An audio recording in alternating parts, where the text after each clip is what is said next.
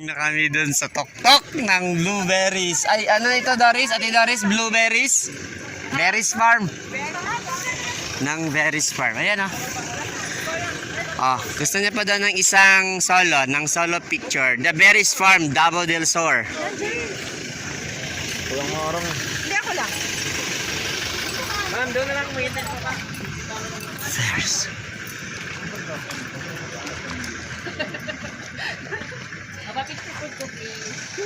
Sana sila, Renz? Hi, over there. Doon kayo mag-pick.